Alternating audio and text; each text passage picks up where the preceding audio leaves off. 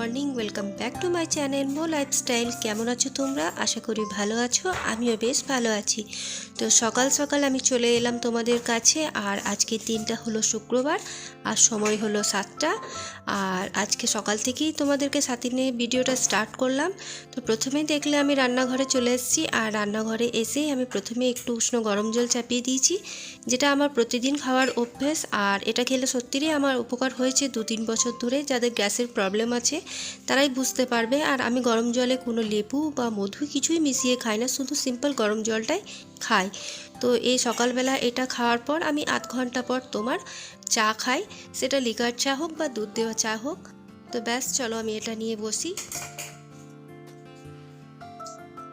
তো এখন ছেলে আমার স্কুলের জন্য রেডি হচ্ছে। আর এদিকে দেখো পুচুন সোনা সকাল সকাল আমাদের বাড়িতে চলে এসছে, ঘুম ভেঙে গেছে তাই যা দিয়ে গেছে। আর এদিকে আমি গরম জলটা এখন খাচ্ছি। আর চা, গরম জল এগুলো যখন দেখবে একা বসে বসে খাবে, তখন নিশ্চিন্তেভাবে খাওয়াও যায় আর নানা রকম চিন্তা করা যায় কোন কাজটা আগে করি কোনটা পরে করি। তো দেখো পুচুন সোনার খেলাও তোমাদেরকে একটু দেখাই। পুচুন সোনা আমাদের 4 মান্থের হয়ে গেছে আর এখন অনেক খেলে, হাসে।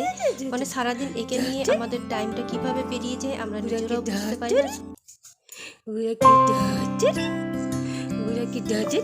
যা হাড় কাঁপানো শীত পড়েছে, যে শীতে সত্যি বলতে গেলে কিছুই করতে ভালো লাগছে না। আর সত্যি ঘুমটাও ভাঙছে না, কিন্তু ওই যে অভ্যেস হয়ে গেছে, ছেলের স্কুল থাকে, সকাল সকাল উঠতেই হবে। তো ছেলে স্কুল চলে যাওয়ার পর এই যে কাপড়গুলো ছিল কালকে রাতে তুলে রেখেছিলাম, সেগুলো এখন আমি ভালোভাবে ভাঁজ করে নিচ্ছি। দাদাভাইয়ের সোয়েটার ছিল, আমারও তোমার কিছু বেশি কাপড় আমি কালকে কাচিনি, যেটুকু ছিল সেগুলো এখন আমি ভালোভাবে গুছিয়ে নিচ্ছি। আর এদিকে দেখো আমাদের পকিসোনা, ওই টেবিলটাতে ওকে রাখি। ও রাত্রেবেলায় আগে বারান্দায় থাকতো, কিন্তু এখন এত ঠান্ডা পড়েছে ওকেও বাইরে আমি রাখতে পারছি না, তাই এখন ওই টি টেবিলটার মধ্যে ওকে ঢাকা দিয়ে রেখে দিই। আর পকি মানে বুঝতেই পারছো কে, সেটা হলো আমার খরগোশটা। তো ওই যে খরগোশকে ওইখানেই রেখেছি। কাপড়গুলো ভাঁজ হওয়ার পর তারপর আমি দেখো এখানে যত গরম কাপড় রাখি, সোয়েটার বলো, যা যা পরি মানে ঠান্ডাতে, সেগুলো আর একটা এটা বাস্ক, তার মধ্যে একটা কাপড় দিয়ে আমি রেখেছি। আর এখন চলে এলাম আমি যা যা ব্রেকফাস্টে বাসন হয়েছিল সেগুলো ধুতে। আর যেগুলো বড় বাসন আছে সেগুলো বাইরে যে কলটা আমার আছে বাগানের দিকে, সেখানে রাখা আছে। দিদি আসবে যখন সে মাজবে, তো সে এখন দেরি করেই আসে। তো আমাকে এগুলো জলখাবারের ছোটোখাটো বাসন সেগুলো আমি উঠিয়ে রেখে দিই। আর টাঙ্কির জল যা ঠান্ডা, হাত দিতে প্রচণ্ড ভয় পাই, কিন্তু প্রত্যেক দিন কে গরম জল করে বাসন ধুবে, সেই জন্য আর মানে কি বলে লেজি ভাবের জন্য আর করা হয় না। আর আমার মা কিন্তু জানো তো, আমরা দেখতাম যখন ঠান্ডা পড়তো তখন মাকে দেখতাম এক হাঁড়ি গরম জল চাপিয়ে রেখে দিত, যে যখন বাসন ধোবে বা হাত ধোবে সবাই এই গরম জলটা ইউজ করবে। কিন্তু আমরা তো মায়ের মতন হতে পারবো না, আমরা কুঁড়ে, সেই জন্য এখন মনে হয় ধুর আবার গরম জল চাপাবো তারপরে 4টা বাসন মাজবো, তার থেকে যাই হোক নিজেরাই ধুয়ে নিই, ঠান্ডা জলেই ধুই। তো এখন এরপর আমি চলে এলাম ঘরগুলো পরিষ্কার করতে। প্রায় অনেক দিন হলো ঝুলগুলো ঝাড়া হয়নি। আর সত্যি বলতে গেলে তোমরাও দেখেছো যে আমি ঝুলগুলো ঝাড়িনি। তো আজকে আমি একটু ভালো করে ডাইনিংটা ঝেড়ে নিচ্ছি, আর সিঁড়িঘরটা আছে সেটা ঝাড়বো। আর সত্যিই মানে ঘরে দেখবে রান্না হলে বা কোনো জিনিসের ধোয়া হলে একটু ঝুলটা তাড়াতাড়ি বসে যায়। তো ঠিক আমার সিঁড়িতে আর ডাইনিংয়ে প্রচুর পরিমাণে ঝুল হয়েছিল, তো সেগুলো আমি এখন ভালোভাবে ঝেড়ে নিচ্ছি।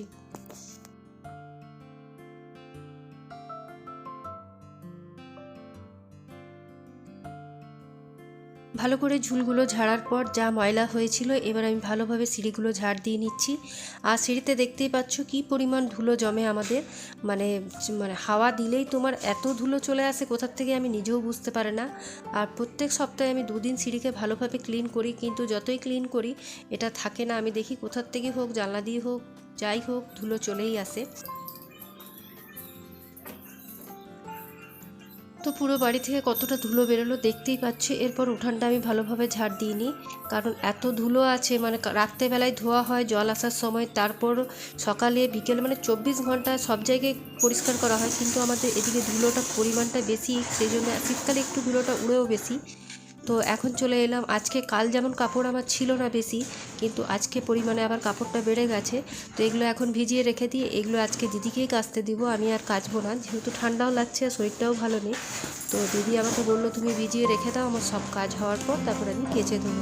তো যাই হোক আমি এখন কাপড়গুলো ভিজিয়ে দিই, তারপর ঘরে যা যা কাজ আছে সেগুলো তোমাদের সাথে অবশ্যই শেয়ার করবো।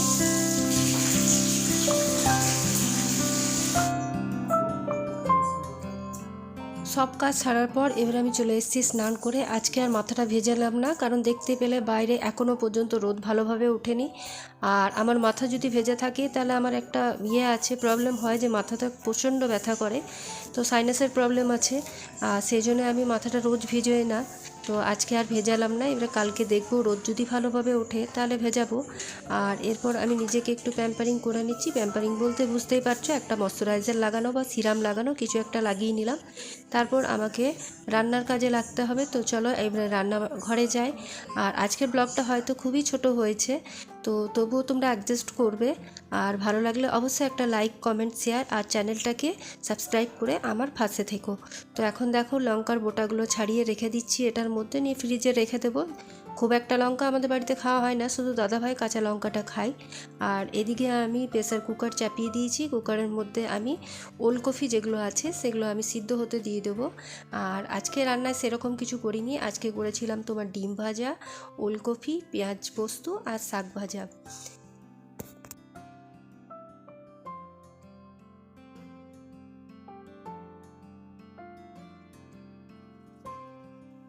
দেখবে আমাদের মনেই সব কিছু ডিপেন্ড করে। ইচ্ছে হলে দেখবে অনেক দিনই মাঝে মাঝে আমরা ভালো ভালো রান্না করে থাকি, আর এক একবার দেখবে ইচ্ছেই করে না যে কি রান্না করব। যেমন আজকে আমার একদম ইচ্ছে করছিল না কি করব না করব, লেজি ভাব।